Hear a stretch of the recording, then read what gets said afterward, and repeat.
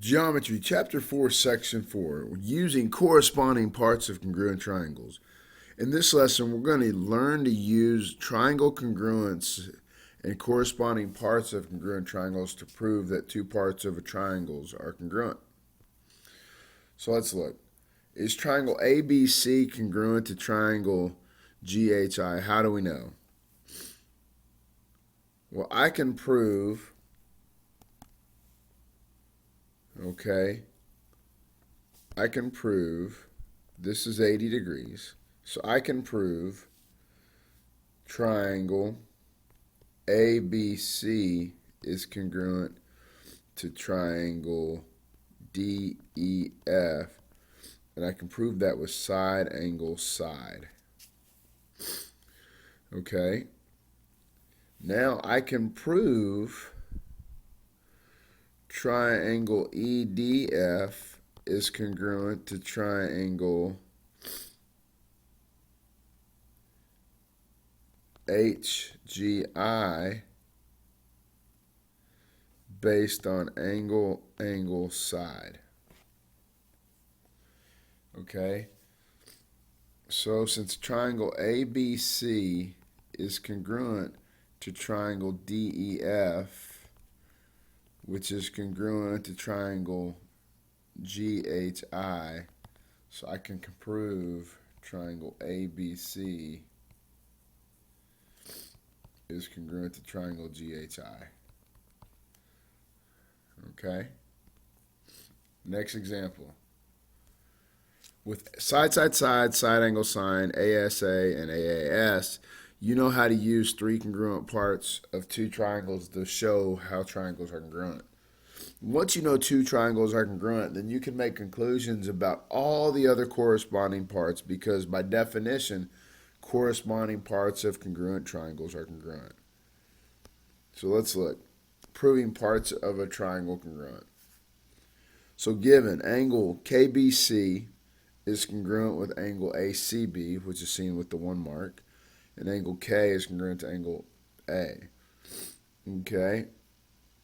I can prove real quick side BC is congruent to itself by reflexive property. I'm given the two angles are given, so I can prove triangle congruency through angle side. Once I've proven triangle congruency, then it's easy for me to say segment KB is congruent to segment AC because corresponding parts of congruent triangles are congruent. Corresponding parts of congruent triangles are congruent, okay? So, got it? Here's what we got. Next example. Given BA is congruent to DA, we mark that with the single mark. CA is congruent with EA. We're going to mark that with double marks. Prove angle C is congruent to angle E. Well, we listed our givens. The second step, you see, angle CAB is congruent to angle EAD because of congruent triangles. So triangle CBA is congruent to EDA by side angle side. And in essence, we can prove angle C is congruent to angle E because corresponding parts of congruent triangles are congruent. Okay, corresponding parts of congruent triangles are congruent. Next example. Thales, a Greek philosopher, said he developed a method to measure the distance to a ship at sea. He made a compass by nailing two sticks together. Standing on top of a tower, he would hold one stick vertical and tilt the other until he could see the ship S, all right, along the tilted stick. With the compass setting, he would find a landmark on shore along the line of this tilted stick. How far would the ship be from the base of the tower? Okay, so here's what the diagram that Thales did. He was in the tower. Okay, we can see right here by segment R, it was given that that's a right triangle. It's vertical, both sides. So our assumption is we're at sea level across the board. So he would take his stick and get a measure of where the boat was. And he would mirror that angle going inland to an object he could easily identify distance with.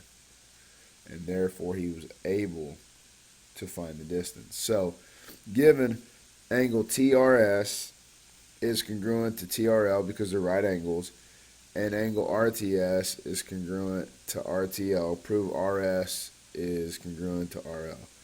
Well, I can prove segment TR is congruent to segment TR. So I can prove triangle congruency, triangle TRS is congruent to triangle TRL because of angle side angle. So therefore, RS, segment RS must be congruent to segment RL based on corresponding parts of congruent triangles are congruent. Okay, next example. Okay, we just did that. The distance between the ship and the base of the tower would be the same as the distance between the base of the tower and the landmark. Okay, got it. Given in this example right here, AB is congruent to AC. M is the midpoint of BC, so we know BM is congruent to CD. So we can say step one, AB is congruent to AC, that was given. MA is congruent to itself, reflexive property. BM is congruent to MC, that's the definition of a midpoint. So I have triangle congruency of triangle BMA is congruent to CMA by side, side, side. Therefore, angle AMB must be congruent to AMC. So, corresponding parts of congruent triangles are congruent.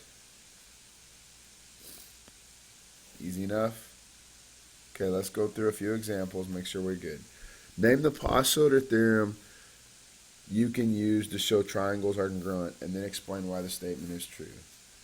Okay, well, ET is congruent to MT, that's given. Angle ETA is congruent to angle MTA, that's given.